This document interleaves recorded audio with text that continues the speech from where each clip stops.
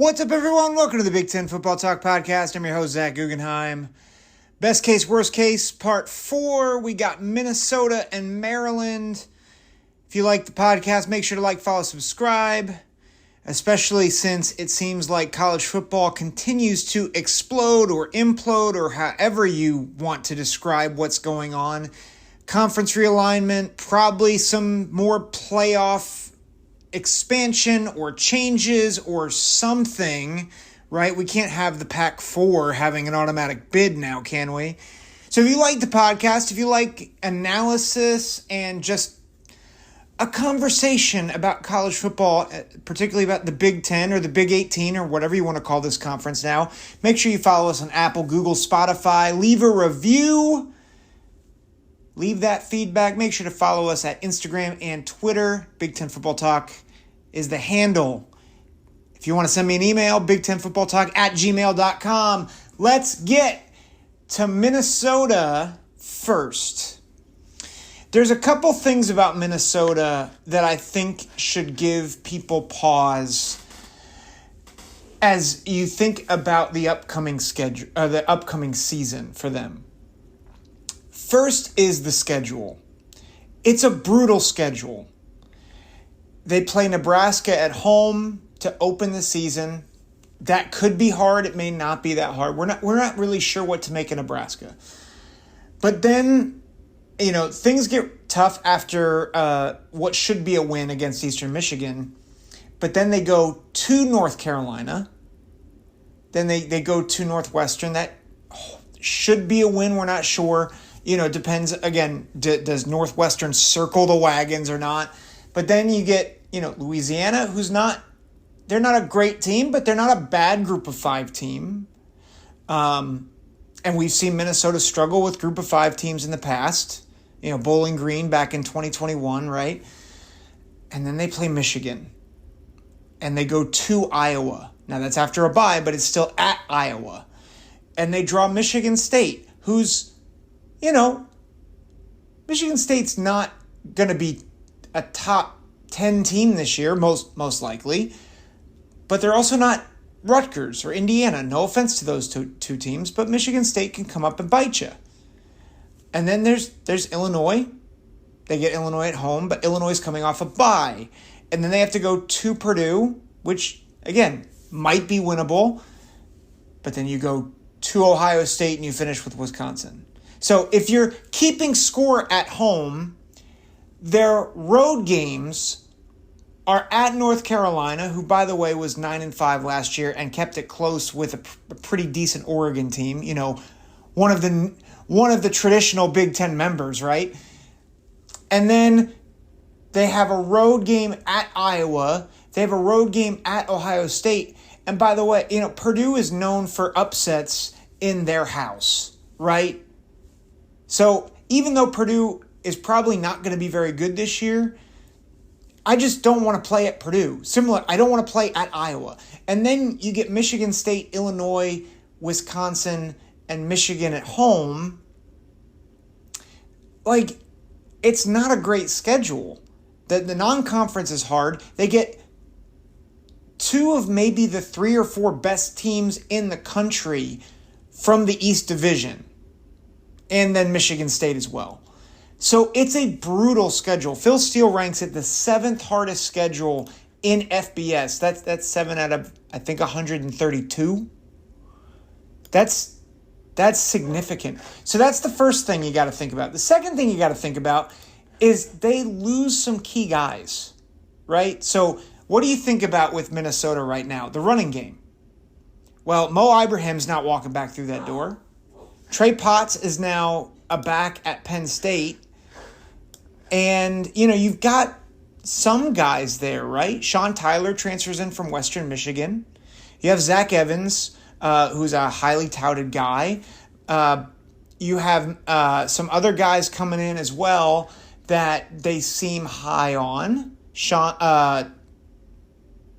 There's a lot to like from that position, but right now you don't know what you have necessarily. Sean Tyler might be really, really good, but he's coming from a MAC school all the way to the Big Ten. The Big Ten defenses are a little tougher than the defenses in the MAC. Just that should be obvious, right? They're high on Kalia Kamanis. I will never say his name right. I'm just Minnesota fans, bear with me. I'm sorry. But they're high on him. I think his upside might be better than Tanner Morgan, who was seasoned, but he was a gamer, but he wasn't the most physically inclined or athletically inclined guy. They think Kalia Kamanis could be, I think, take a step above that or a few steps above that. But there were times last season where he really did look lost. So you have questions at cornerback. I think the wide receiver room gets a little bit better. Ottman Bell, he might be the fourth or fifth best receiver in a room that gets Corey Crooms from Western Michigan, who they're very high on. Daniel Jackson comes back. He their leading receiver last year. Brivin Spanford, one of the best tight ends in the country. So, you've got good playmakers and you have some high hopes for the quarterback. But that offensive line really concerns me because they lost the anchor of that line in John Michael Schmitz. First team All-American, second round draft pick, went to the Giants, I believe.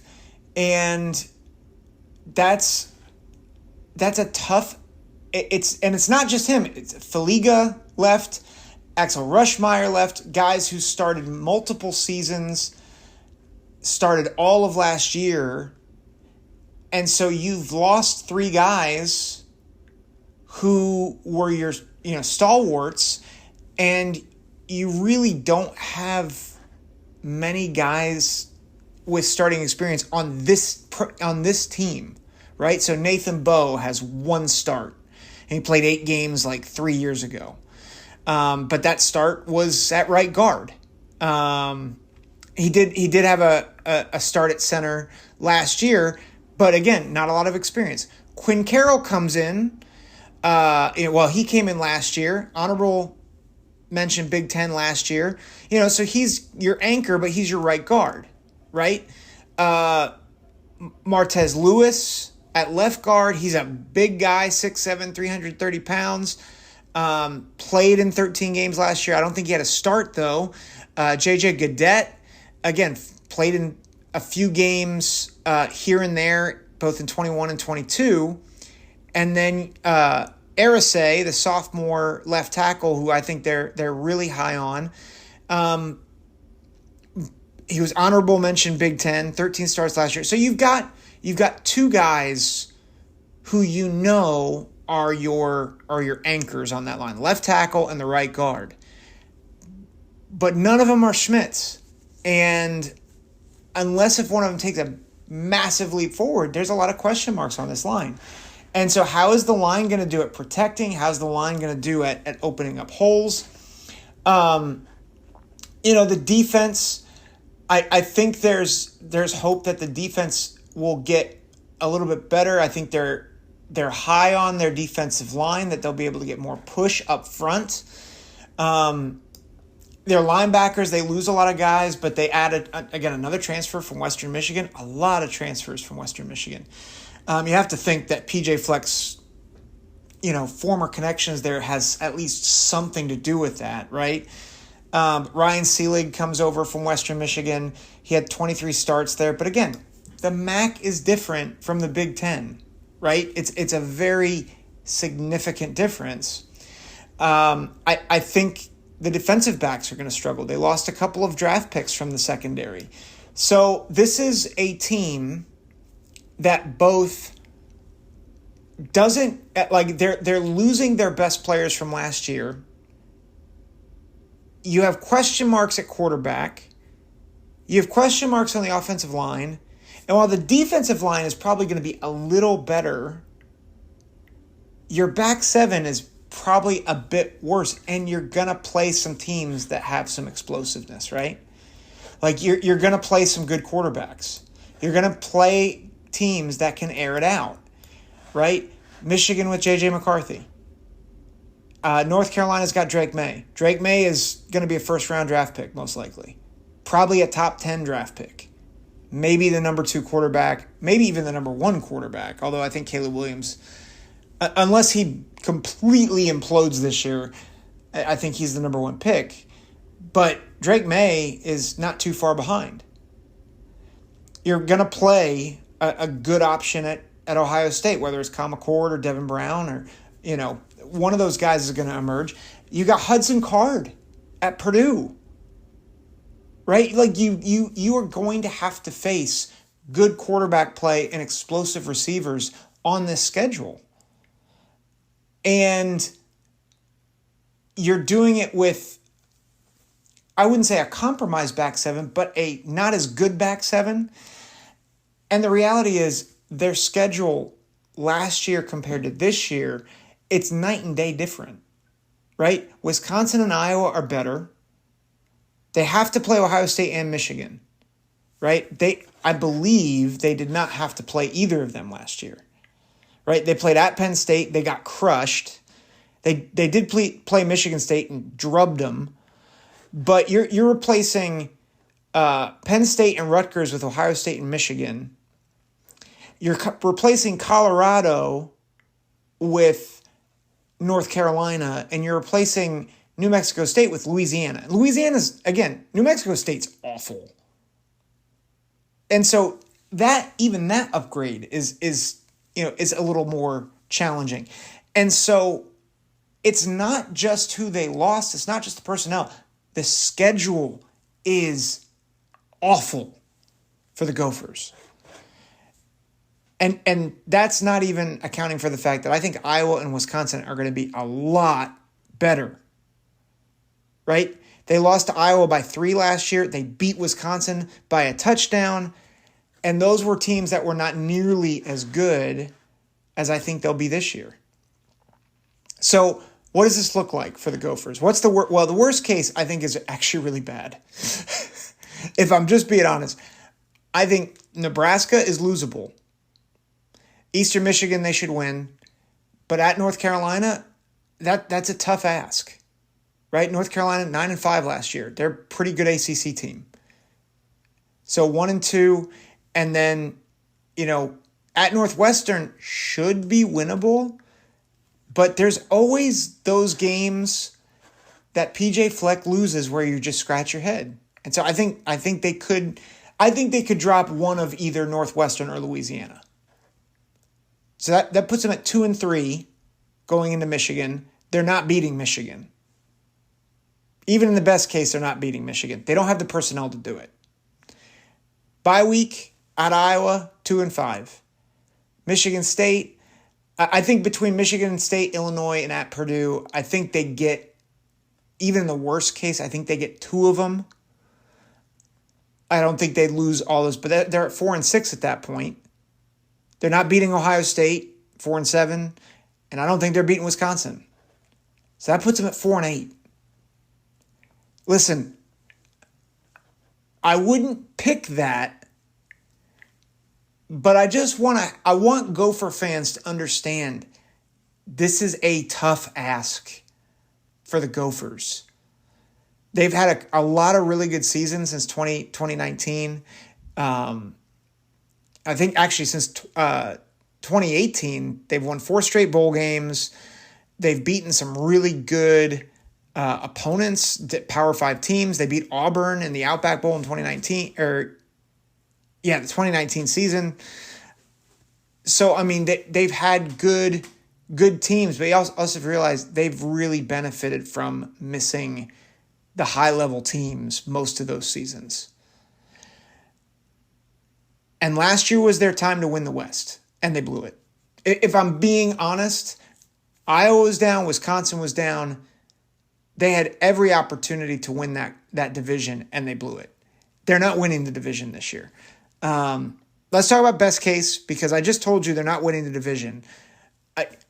I don't think, even in the best case, I think it's the fact that you have Ohio State and Michigan in your division or in your schedule makes it nearly impossible. They're that good. Just the depth, the talent, they're that good. So best case, what's the best case? Well, I think they beat Nebraska. They beat Eastern Michigan. I think they can get North Carolina on the road. I really do. I don't think they will, but North Carolina lost their best receiver in Downs. And so you need to have athletic receivers. And I think North Carolina does have good receivers, but they're not going to be the firepower that they'll see even with Michigan and with Ohio State. So I think they can get North Carolina. I think they can upset them on the road by a field goal or by a touchdown. At Northwestern, they can win. I think they could be 5-0 going into Michigan, and probably ranked in the top 25. Probably ranked in the top 20 at that point. Depending on how good North Carolina is, they could be in the top 15 maybe. But then I think they get beat by Michigan. I think competitive game, right? Because PJ Fleck row the boat, right? Bye week going into Iowa. Cade McNamara is not as sharp. He plays like he did his second year at Michigan, where he just isn't as sharp. He's just not hitting as well. Has a really bad game, and Minnesota upsets Iowa. And then they can rattle off wins against Michigan State and Illinois because of the strength of the running game at Purdue. I do think, as I sit here thinking about this, I don't think they're good enough to get through the stretch before Ohio State undefeated. Like, you got at Iowa, Michigan State, Illinois, Purdue, at Purdue. Again, I think the offensive line, that lack of depth there, the lack of depth in the back seven, I think it gets them at one of them. So, but going into Ohio State, I think best case is 2 losses. So they're 8-2, but then they finish with 2 losses at Ohio State and home against Wisconsin. I think Wisconsin is, I've said this several times, I think Wisconsin's a borderline top 10 team this year. I really do. I think they're really, really good. I think they are still a notch below the top 3 in the East, but I think Wisconsin is really, really good. So let me take a break, and then we're going to go to Maryland. Want to make a podcast? Spotify's got a platform that lets you make one super easily, then distribute it everywhere and even earn money, all in one place for free. It's called Spotify for Podcasters, and here's how it works. Spotify for Podcasters lets you record and edit podcasts right from your phone or computer, so no matter what your setup is like, you can start creating today. Then you can distribute your podcast to Spotify and everywhere else podcasts are heard. Video podcasts are also available on Spotify, and when you want to take conversations with your fans to the next level, Q&A and polls are the best way to get them talking. With Spotify for Podcasters, you can earn money in a variety of ways, including ads and podcast subscriptions, and best of all, it's totally free. I highly recommend you give it a try. Download the Spotify for Podcasters app or go to www.spotify.com/podcasters to get started today. Welcome back to the Big Ten Football Talk podcast. We're talking Terps, the Fighting Turtles, Maryland. What is their best case, worst case scenario here? Well, I think in a lot of ways, it's very different from how I view Minnesota, right? Minnesota is in the middle of the pack in the West, kind of projected by a lot of people to be right in that middle. And I'm pretty low. I'm lower on them than I thought I would be. But there's a lot of question marks. I think with Maryland, it's a little different. I think last year there was a lot of optimism. And I think this year there's a lot of optimism. And it starts with a veteran quarterback. Talia Tagovailoa, it seems like he's been there forever. I thought he played well last year. He's second team, all Big Ten. I think he's really grown at that position, has limited the dumb mistakes, can deliver the ball.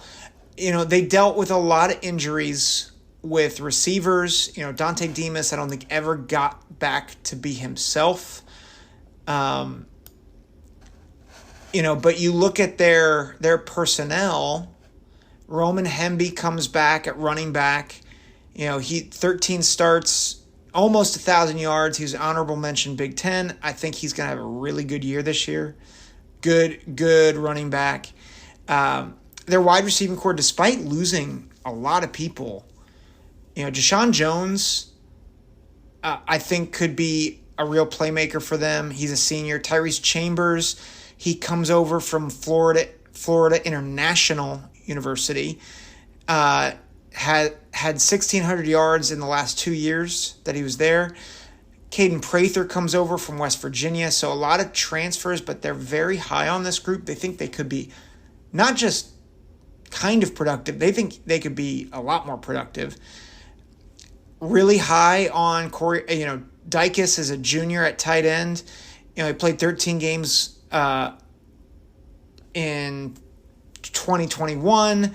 Had 3 starts last year, was honorable mention Big Ten last year with close to 500 receiving yards. The line, again, the offensive line is a bit of a work in progress. So, they lost a couple guys who were late round draft picks, but they add a lot of transfers. And with those transfers, they add a lot of depth. Marcus Dumerville comes over from LSU. Eric Harris. You have a number of these guys. The one that really intrigues me, Gottlieb Ayedeze, was an All-American at Frostburg State. And he was actually, Phil Steele notes this, he was a Senior Bowl invite last year, but passed it up to come and play one more season in major college football. So you've got a lot of depth. You've got, Eric Harris played a few games last year for Maryland. So they've got some experience, but just not a lot of starting experience, right? Like Dumerville, he has 1 start from LSU. He's not even projected to be a starter. But they do seem high on that group. So if they can gel, I think they're excited about that. Again, the defensive line, also a question mark, but they're intrigued by the potential that they could bring in terms of a pass rush. Mike Loxley thinks that they won't have to bring as much pressure with linebackers. And if that's the case, that could really do some damage to the teams that they face. And remember, they really battled close with several of the top teams in the East last year, right? They went down to the wire with Ohio State. They went down to the wire with Michigan. They, in a lot of ways, they went 8-5 last year, but most of their losses were 1-score games. They lost to Michigan by a touchdown, Purdue by 2 points. They lost to Wisconsin by 13, got drubbed by Penn State. So those are your two games that they lost by double digits. And then Ohio State, they lost by 13. But really, it was a backdoor cover. It was 30-36. There's 3 games on that schedule that could have gone a different way. 2 of them were playoff teams. So that gives you a sense of where Maryland is. And then they beat NC State in the bowl game. Went 8-5. That easily could have been 10-3. Or actually, no, they easily could have been 11-2, right? So now they would have had to play perfect games, right? Like Ohio State, Michigan, they didn't play good games, and Maryland trailed in both of those games for most of the time. But if they play their A game when Ohio State and Michigan play their C game, yeah, they can get them. They proved that they can hang with both of those teams. So, again, the back seven, there are holes there, but I think they feel good, even with the losses of Ja'Cory Bennett and Deonte Banks. Both draft picks, Deonte Banks, high draft pick for the Giants, right? They feel good that Jaquan Shepard comes in from Cincinnati, first team American Athletic. I was about to say first team All-American Conference. I'm like, that's not it. American Athletic Conference. It had 12 starts for them. They like their safeties. So I think they feel really, really good, and they feel good about their special teams. Even though they lose Ryland, they're excited about having Spangler back as their punter. So they're excited about, I think, their potential. And again, I think a reasonable expectation is 8 or 9 wins and maybe a breakthrough against one of the big boys. Like, I really think that, and Phil Steele mentions that in his magazine. I think that is very much on the table. So what is the worst case, best case? Let's, again, as we always do, worst case first. I think Townsend, Charlotte, and Virginia, I think they go 3-0 regardless. You go to Michigan State. Michigan State has a better start than you expect. The transfers hit this year, and they lose that game. And then they have the bonehead loss against Indiana, and then they get crushed by Ohio State. And so they start out 3-3. Where they recover a little bit against a depleted Illinois team, and they're 4-3 going into the break. They beat Northwestern 5-3, but then the wheels kind of come off. Penn State at Nebraska, Michigan at Rutgers, they lose all 4 of them. And I know you're thinking, how do you beat Illinois but lose to Rutgers and Indiana? Remember, Mike Locksley, and this is my biggest knock on Locks. He is inconsistent as an X's and O's guy. And not only he has been inconsistent, but Talia has been inconsistent. Even as he's matured, he has been inconsistent. And so, do I think Rutgers is better? Do I think Nebraska is better? Do I think that Indiana is better? Do I think Michigan State's better? No. But, again, this is a worst case scenario. I think the worst case scenario is they miss a bowl game. And they go 5-7. And I think the way it happens is the wheels fall off.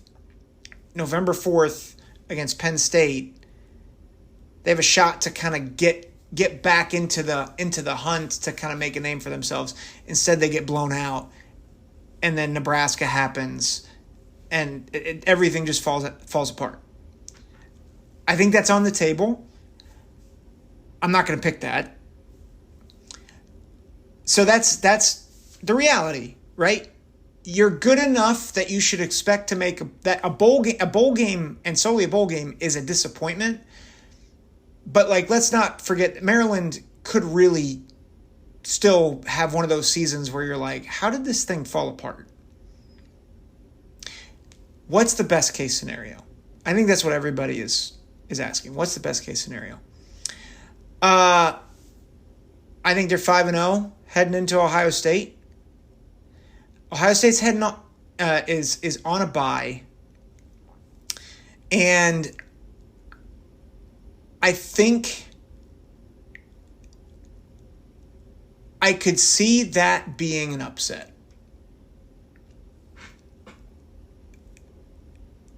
And here's why. Ohio State off a bye is not always a good thing. They have young tackles. They have a young quarterback. And Maryland thinks they have an improved pass rush. And they have confidence. Because they hung with them all year last year. And they get a young quarterback rattled with good safety play. And they upset Ohio State in Columbus. And then they beat Illinois the next week. So they're 7-0. They're ranked in the top 15, maybe creeping into the top 10. At Northwestern, win. Sets up a top 10 matchup against Penn State where they get beat. And beat probably by 2 scores. But it's tough. It's close. They go to Nebraska. They win that. Michigan at home. And they lose. Because Michigan's is too strong. But then they get Rutgers. They beat Rutgers on the road. And they get to 10-2. They get to a New Year's Six bowl game. Where they have a competitive game against another Power 5 at large, and they win, sending Talia Tagovailoa out in a blaze of glory. And it sparks Maryland recruiting. I really think that could happen. And listen, I think Maryland can get one of the big boys. I think Ohio State might be the most likely, but I don't think Penn State or Michigan are off the table. And here's my reasoning for that. I think all 3 are really, really, really good. Like, I think all 3 of them, I think there is the slightest chance that all 3 could make the playoff. I know that's almost impossible, but hear me out. They all split with each other and don't lose to anybody else. I think you could make a strong argument that if that happens, those 3 might be 3 of the 4 best teams. But you get one of them on a bad day. I think Maryland has enough to knock one of them off. So I think Ohio State earlier in the season, off a bye, actually makes the most sense. But I can see Penn State, they get Penn State and Michigan at home, right? Ohio State doesn't have the greatest home field advantage. So I could also see, and this is just the reality, every time Maryland has played Ohio State at home, Ohio State has killed them. So please don't hear me saying they could get Ohio State as a prophecy that they will beat Ohio State. I think it's just as likely. I don't think an upset is likely at Ohio State, but I think it's possible. And I think if you get Ohio State or either any of those 3 teams on a bad day in the middle of a season, Maryland can get them. I think Terp fans should be really excited this season. I really do. I think it could be a really, really great season for them, despite the fact that they have one of the toughest divisions in college football. I would not be shocked. I would be more shocked by 5-7 than I would 10-2. I think 10-2 is very realistic. Maybe realistic's the wrong word. I think it's very possible. My guess is 9-3. I think they get. I would almost bank on 9-3, where they don't get Ohio State, Penn State, and Michigan, or they get one of those 3, but then they lose a dumb one. So those are my thoughts on Maryland. Again, thanks for listening. Just a side note, you guys are amazing, and I feel very blessed to get to share this podcast. I've had some good interaction from several fans on the podcast about the expansion news and everything. And, some of you disagreed with my takes, and that's really okay. I feel very, very grateful that somebody on the internet would indulge my thoughts about college football. It's just amazing. I praise God for it. So it's a fun hobby, and I really am thankful for you guys. So thanks for listening. Appreciate you all. Take care. God bless.